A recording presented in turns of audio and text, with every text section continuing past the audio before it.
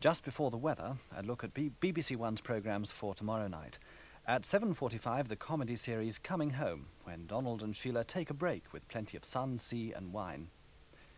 At 8:15, you can see Cliff in London. Further highlights from Cliff Richard's successful concert season last year. Barry Took presents more of your points of view at 8:50. After the news at 9:25, you can see part 2 of the Starsky and Hutch story, The Plague. Hutch's life is still in danger, and Starsky is desperate to find the disease carrier. The regional programmes are at 10:15. And finally, at 10:50, the late film, based on the novel by Wilkie Collins, is a spine-chilling thriller about the woman in white who haunts the grounds of a large country house. That's Friday night on BBC1. Our weatherman tonight is Jim Bacon. Good evening to you. Well, certainly a very unsettled end to the day's weather. This area of low pressure has deepened and brought quite a lot of rain, sleet and snow across Northern Ireland and the border counties of England and Scotland.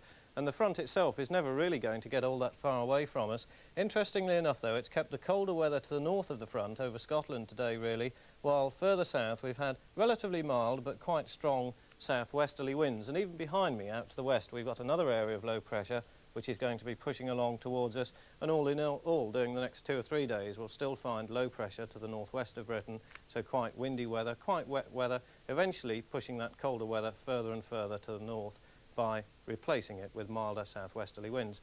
The forecast chart for noon tomorrow shows that series of lows stretched out from northeast Scotland down to the western side of Ireland. Quite a lot of isobars packed in over most of the country, so southwesterly winds, certainly over most of England and Wales, but still some cold northeasterly winds up there over northern Scotland. And in fact, it's over northern Scotland tonight where the coldest weather is. Certainly in the extreme north and northeast, clear skies for a time is going to mean a frost in places, but that front is working very slowly northwards, taking its rain and also some snow with it, and there could well be some quite heavy snowfall over the mountains of central and southern Scotland, very gradually working its way northwards during the night. Further south, 1 or 2 showers, a mild, windy but fairly cloudy night, I think, most of the showers in the west. And that's going to be how the weather is for many places tomorrow, rather cloudy but still quite mild. The best of the sunshine, albeit rather limited, is going to be in sheltered southeastern parts of England. Further west you go, the rather thicker the cloud becomes, still very windy weather and still 1 or 2 showers as well, particularly later on in the day.